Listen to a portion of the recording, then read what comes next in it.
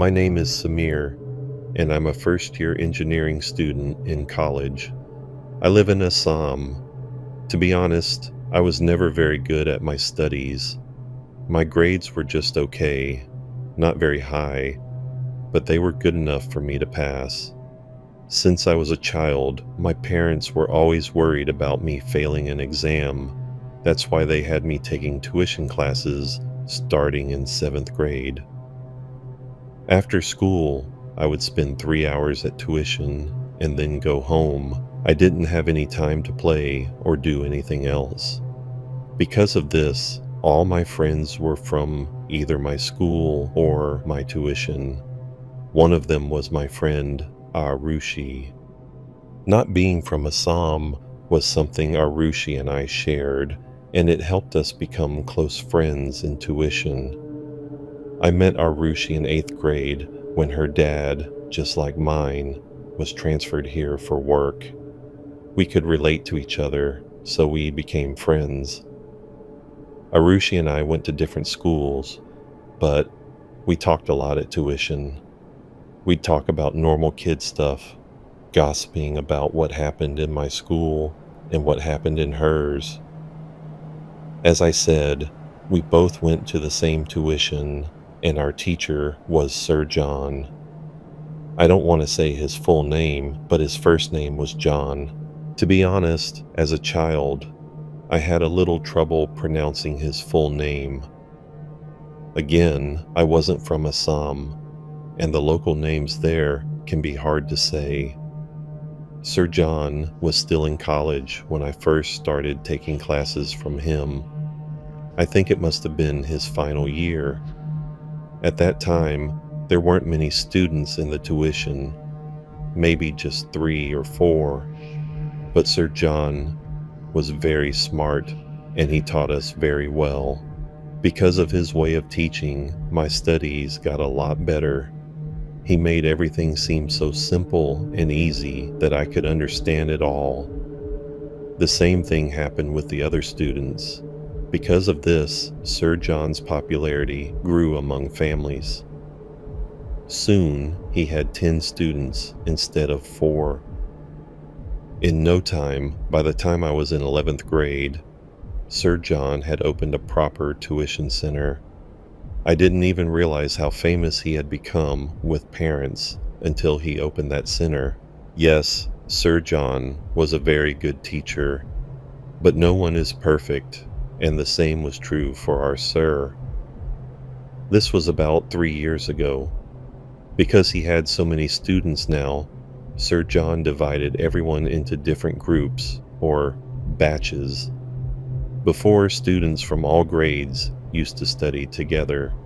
Whether you were in 7th, 10th, or 11th grade, we all sat in the same room, and our Sir would teach us one by one.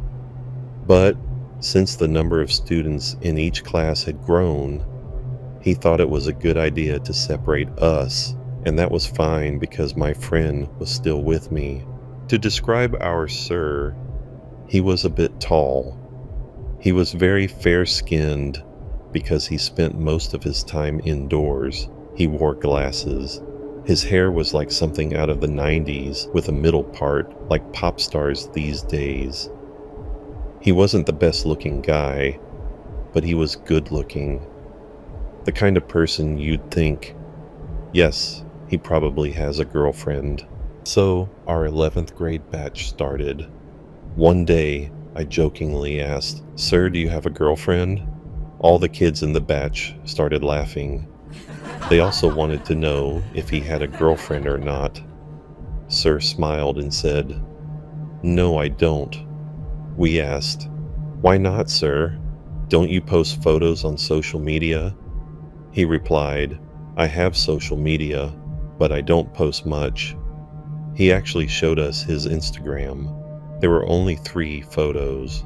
One was from a wedding, one with his dad, and one from when he was very young. But even in those pictures, he looked good. Arushi also noticed this and said to Sir, "Sir, you look good in these photos. Don't worry, I'm pretty sure you'll find a girlfriend who will take care of you." When she said this, we all laughed again, and our sir closed his phone, laughing with us. We all took it as a joke, but I didn't know then how much Arushi's words would affect Sir. After we finished studying that day and were going home, a notification came on Arushi's phone. It was from our Sir John. I noticed a pattern with this. In our tuition, not everyone, or at least not everyone in our batch, had received a follow request from our Sir. It was only a select few, but again, I didn't think much about it. We were still talking when suddenly Sir John came and started teaching us. On my way out, I asked him, "Sir, did you not send a request to everyone?" To this, he replied, "I only sent requests to the good kids. I only sent requests to promising kids." The next day was Sunday, and Arushi, some of my school friends, and I had planned to go out. We all took our scooties and went for a ride. I don't know what it's like in cities, but in Assam, we mostly just take our vehicles and go wherever we want. That's how we hang out. But while we were riding, we saw a man on the side of the road who looked very familiar. It was our Sir John. As soon as he saw us, he shouted, "Arushi, come here!" It was so loud, we could hear him even with our scooties moving. We all stopped our vehicles, and Arushi tried to get off and go to him, but before she could, our Sir came to her. He held both of her hands and scolded her. "Where are you roaming? Who are you with? I've never seen these kids before. What is going on?" Then he looked at me and said, "Samir, what are you doing out here? You should be at home right now. Your 11th grade has just started. This doesn't mean you can take your studies lightly." I couldn't say anything to him. I was just looking at the ground, and so was Arushi. We felt guilty, but for what? I didn't know. I told Sir, "Okay, sir, we'll both go back home and focus on our studies." After that, he seemed to feel a bit relieved. I could see it in his eyes. I sat Arushi on my scooty, and we decided to go back. But halfway home, I got a call from a friend who said, "Are you scared by what your sir said? Live your life a little." So Arushi and I both decided to turn back. We met up with our other friends and went out to hang out. We had a lot of fun that day, to be honest. We rode around, ate food, took a lot of photos, and posted them on social media. After this, Sir messaged me and said, "You look really good in this photo, a very handsome young boy." I replied, "Thank you, sir." After this, I went to have dinner. While I was eating, my phone kept vibrating. When I checked it, I had 3 missed calls from Arushi. I called her back, and she told me Sir had messaged her too, saying the same things. We both started laughing at this situation. We said Sir must have gone a little crazy.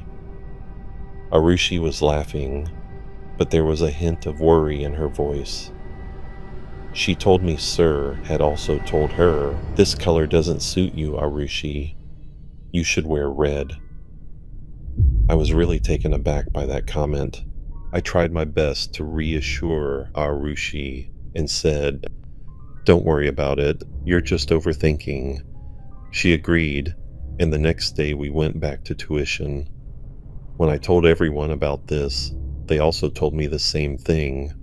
Our Sir had messaged almost everyone he followed on Instagram at least once, in the same way he messaged me and Arushi. I couldn't make any sense of this.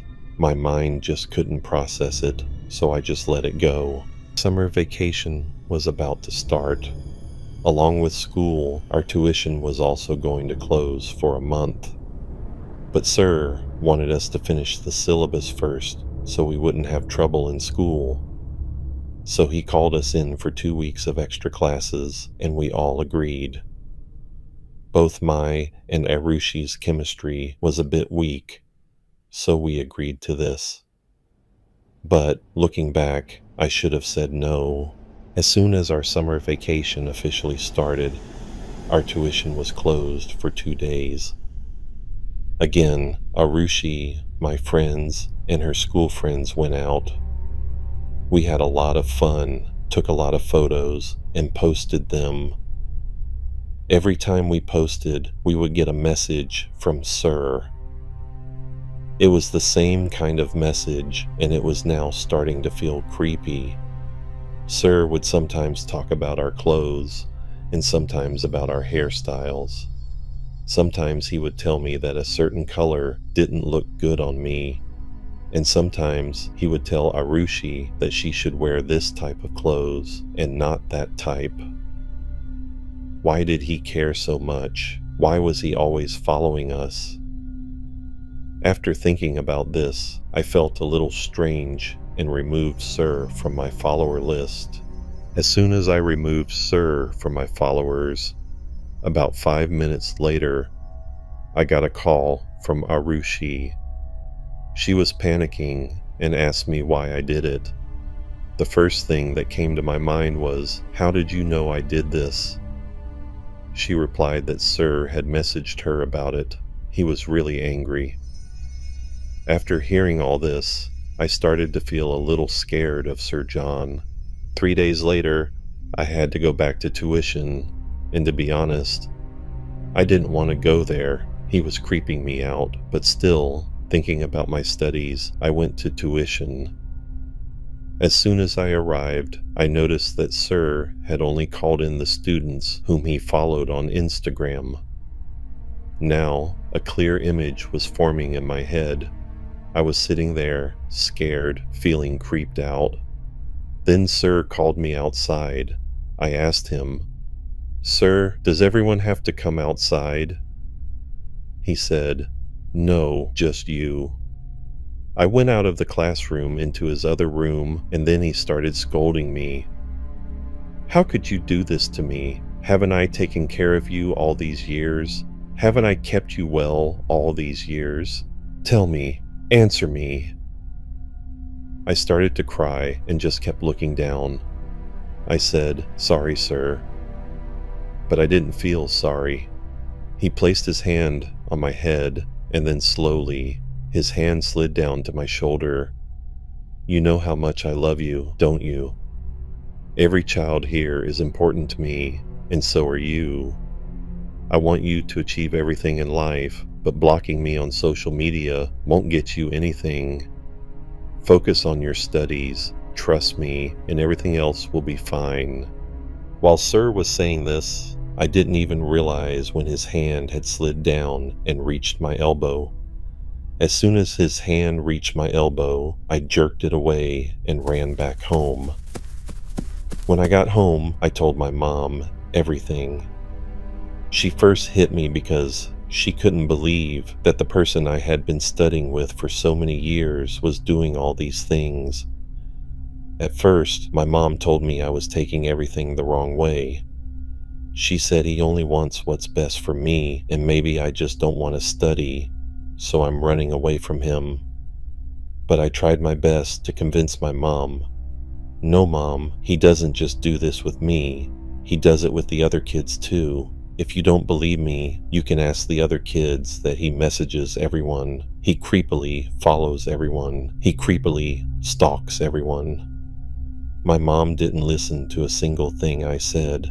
She told me that when Dad comes home in the evening, I should tell him everything.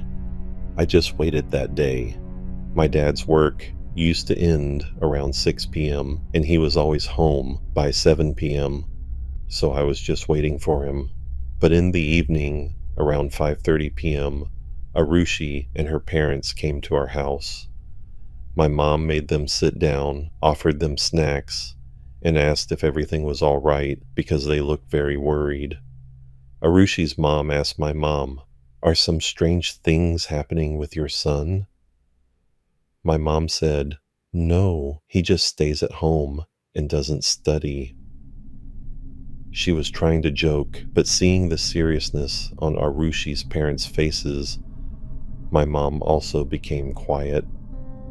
Without replying, Arushi's mom told her directly, "For the past few months, someone has been following Arushi.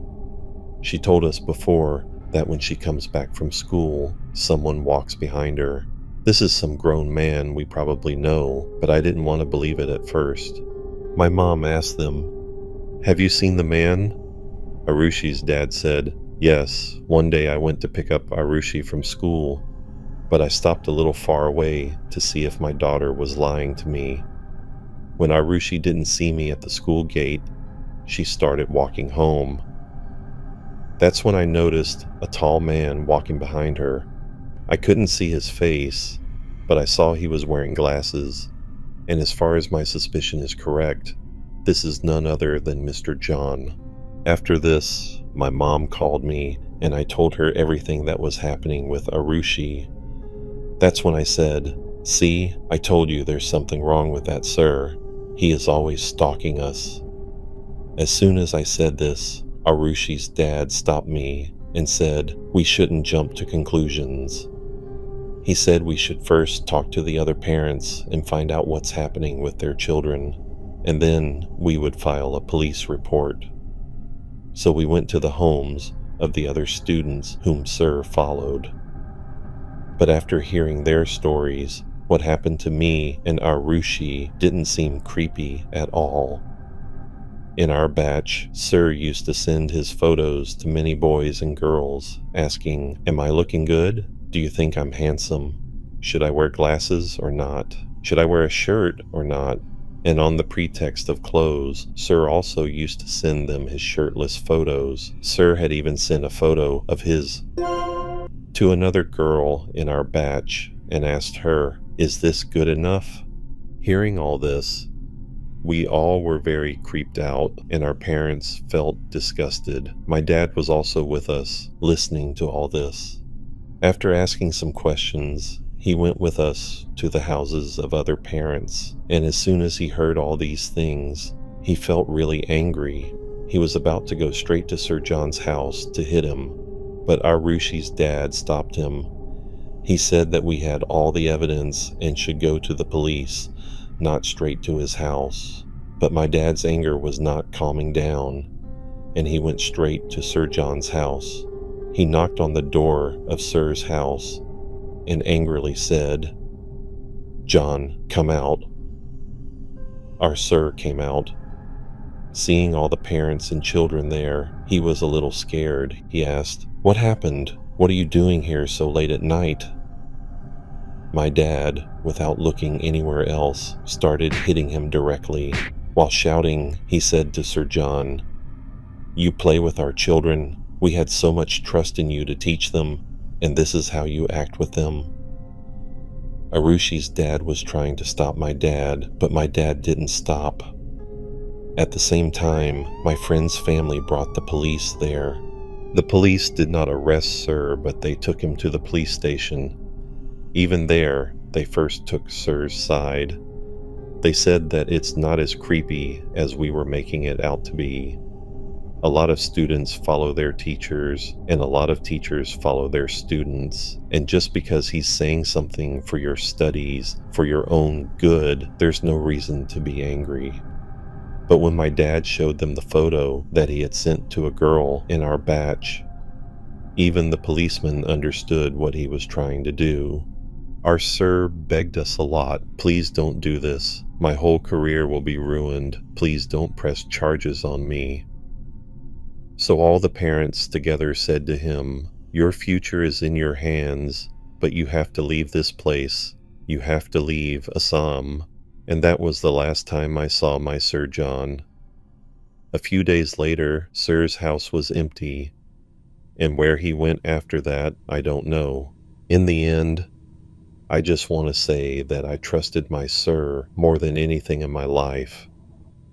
I had been studying with him since I was a child, and he had never done such a creepy thing. So I kind of feel bad because maybe this thing was triggered because of me. I was the one who asked him that stupid question, and I was the one who made that stupid and ignorant remark.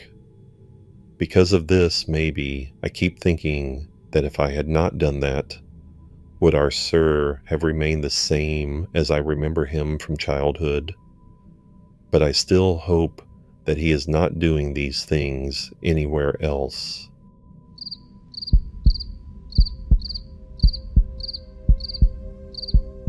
I'm Priyanka. Last year, my 3 friends and I went to Himachal. We had wanted to take this trip for a very long time, but with our busy schedules in college and at work, it didn't seem possible. The trip felt like a miracle to us. We took a bus to the beautiful valleys of Himachal. It was a completely different experience traveling from the city. The beautiful valleys, lush trees, and winding roads really drew us in. We had booked a hotel for 4 days and 3 nights. After we arrived and dropped off our bags, our guide took us to see the sights. Our trip was a little different from a typical tourist trip. While many people go to see the main attractions, our main goal was to go trekking and explore caves. We wanted to learn about Himachal's history by talking to local people, not just by visiting popular markets. We spent our time wandering around and getting to know the personal lives of the locals. During our explorations, we met an old grandmother who shared her stories with us, especially her love story. She told us how she met her husband in Kolkata. They got married, and because their families didn't approve, they ran away to Himachal together. Her husband was a farmer, and she took care of the cows. After a few years of marriage, her husband passed away, but she never remarried. Her story was truly inspiring to me. On our way back to the hotel, I was still thinking about her story when we met another group of tourists. We decided to spend the evening together, and at night, we all had drinks around a bonfire. We were there to have fun, after all. The 2 groups chatted and got to know each other's lives and jobs. Suddenly, the old grandmother appeared in front of our hotel. I was surprised she knew where we were staying, but she remembered my name and called out to me. I invited her to join us.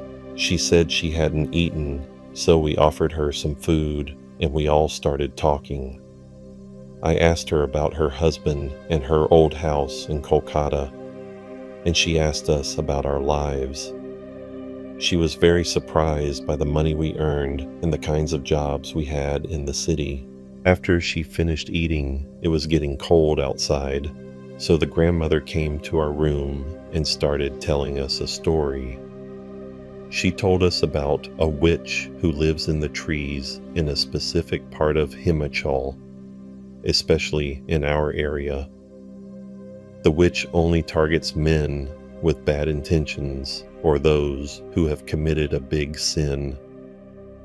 At night, the witch comes and knocks on the door, calling the man's name in a sweet voice. If the evil man opens the door, the witch breaks his neck, kills him, and steals all his things. The story sounded scary, but the way she told it made us laugh, and we didn't take it seriously. Later that night, we walked the grandmother to a shop, went back to our room, and fell asleep quickly because we were so tired. But in the middle of the night, around 2 a.m., something strange happened. Someone started knocking on our window. At first, I didn't get up, but my friend was so scared and the knocking wouldn't stop, so she woke me up. Our third friend was in another room, and when she also heard the knocking, she came running to our room. We were all scared and didn't know what to do. We called the hotel staff and told them about the knocking, They told us not to leave our room and said they would send a guard. Just then, the lights went out.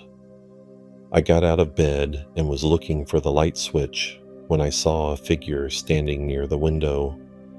Even though the window was far away, it felt like someone was standing right next to me. I got up the courage to go closer. I shouted, "Who is there? Tell me your name." But the shadowy figure didn't move. I slowly reached my hand out to the window. Just as I was about to touch it, the hotel guard shouted from outside, "Are you all okay?" We all ran to the door and opened it. We were a little shaken up, but the guard assured us everything was fine and then told us the truth. As I mentioned, my friend was in a separate room and all of our bags were there. When she got scared and came to our room, someone had tried to steal from her room. To our surprise, it was the grandmother. The guard told us that she would tell tourists scary stories so they would get scared and sleep together in one room. This would give her a chance to sneak in and steal their belongings. The grandmother was caught and started apologizing, crying, and saying that she had nothing to eat, and this was the only way she could survive. I felt sad for her, but I left everything to be handled by the hotel staff. From that day on, I learned an important lesson. We should not blindly trust people, no matter how they seem, and we should always be careful and keep ourselves safe.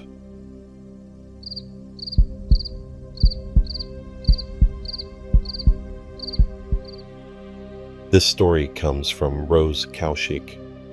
It's a common belief across many cultures that after a person dies, a proper funeral or final rites are essential.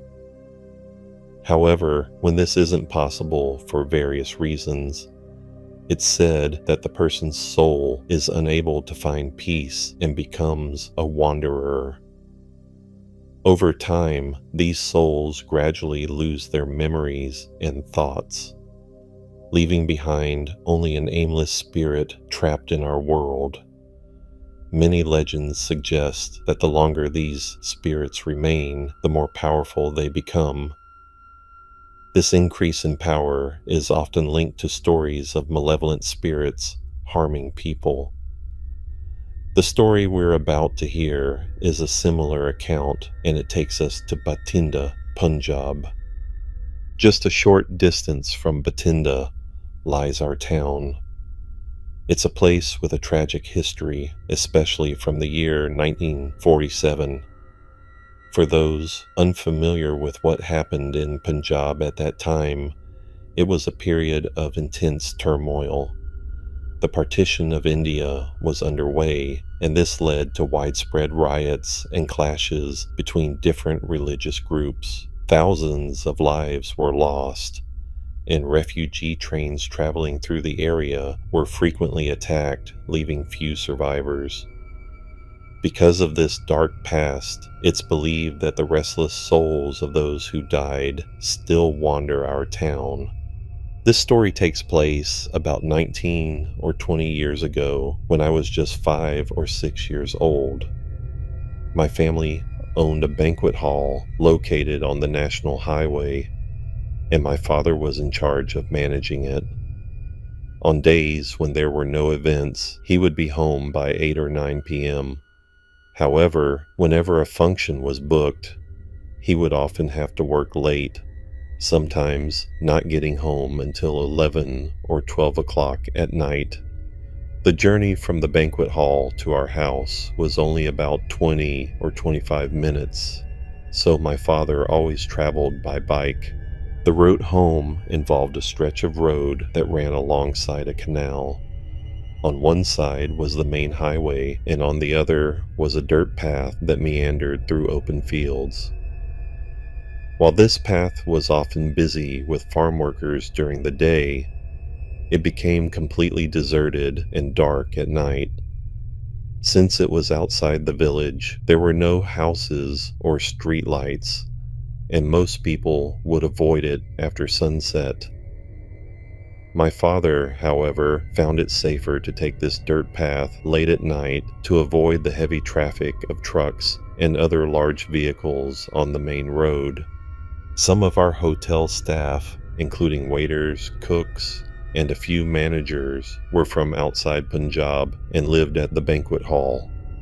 They had worked for us for a long time, but their behavior had recently changed. One day, they approached my father and confessed that strange things were happening at the hotel at night, and they were very scared. They were from Nepal and held strong beliefs in paranormal activities.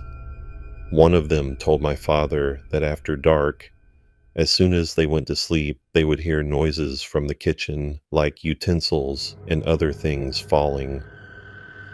The door to the stairs leading up to the terrace, which was always locked, would sometimes be found opened.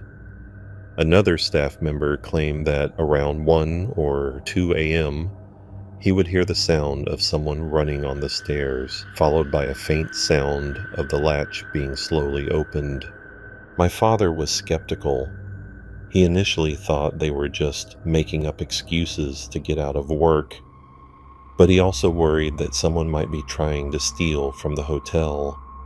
So he decided to spend a night at the banquet hall with his workers to see for himself whether they were telling the truth or lying. That night, my father stayed in one of the staff rooms. He instructed everyone to sleep in the same room to ensure none of them could be responsible for the strange occurrences. After finishing all their work, everyone, including my father, got ready for bed around 11 or 12 o'clock. By 1 a.m., everyone was fast asleep. For a while, everything was quiet. But then my father was suddenly woken by the sound of someone running on the stairs. He quickly sat up and looked around. All the staff members were still asleep. Puzzled, he wondered who could be on the stairs. Just as he was thinking this, he heard the distinct sound of the terrace gate's latch opening. Without a second thought, my father rushed toward the stairs. When he reached the top, the terrace gate was open. He ran outside, but there was no one there. The area was enveloped in darkness and a strange, heavy silence. Then a chilling feeling washed over him. My father sensed a presence on the terrace, something that was neither human nor animal, a strange and negative energy. He was frozen in place, unable to move. Coming from a Hindu family, my father is a deeply religious man. He knew that in such situations, it's advised to call on Lord Hanuman. So, right there on the terrace, he began to loudly chant the Hanuman Chalisa. He chanted until the feeling of dread began to fade. As soon as he felt a little better, he ran back downstairs. He tried his best to go back to sleep, but he couldn't. He spent the rest of the night awake, chanting the Hanuman Chalisa and waiting for the morning. The next day, my father told everyone what had happened. He immediately decided to have a Shanti Path, a ritual for peace, performed at the hotel. We called a priest and a big puja was held. After the ceremony, things at the banquet hall started to return to normal. However, my father began to experience strange things outside the hotel. He felt as if someone was always watching him. His health also started to decline. One night, my father was on his way home from the hotel. It was about 12 a.m., and he was taking his usual dirt path next to the canal. As always, the path was completely deserted and dark, only lit up from his bike's headlight. As he rounded a turn, he saw a woman standing on the side of the road. She was wearing a red suit and appeared to be signaling for a ride. At first, my father was hesitant because he knew that in this rural area, people sometimes pretended to need a lift in order to rob travelers. But then he thought that she might be from a nearby village and truly needed help getting home. With this thought, he slowed his bike and rode toward where she was standing. As he stopped, he realized that no one was there. He looked around nervously, but the spot was empty. Then he saw her again. The same woman in the red suit was now standing in the middle of a field on the opposite side of the road. She was hovering in the air above the crops and smiling at him. Terrified, my father started his bike and sped away.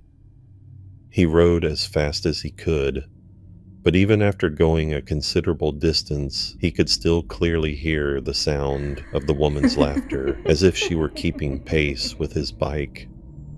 Then he felt a sudden weight on the back of his bike, as if someone had climbed on behind him. He ignored it and didn't look back, just kept moving forward. But then he felt a cold hand on his shoulder and his whole body went numb with fear. He immediately started chanting the Hanuman Chalisa again and kept riding. As he continued, he could see a temple dedicated to Lord Hanuman in the distance. The sight of it gave him a little courage. Still chanting, he stopped his bike in front of the temple and went inside. He stayed there for a while, praying to Lord Hanuman until he felt a little better. He then got back on his bike and rode the rest of the way home. I still remember when my father finally arrived. His body was freezing, yet he was drenched in sweat, as if someone had thrown a bucket of water on him. He was trembling uncontrollably, and we were all very frightened. For the next 3 or 4 days, he was bedridden with a high fever. His health worsened, so we arranged for a puja at home. After the ceremony, he began to recover, and things in our lives slowly returned to normal. But my father was so deeply shaken by this experience that he decided to close the banquet hall for good. This sparked a local legend about our hotel, a spirit that haunted the place. It was said that this spirit would take the form of a woman to prey on men and a man to prey on women. The area is still considered haunted today, and many people who pass by say they have had similar strange encounters. Though a temple has since been built on the site after more pujas were performed, my father has never been able to forget what happened to him that night.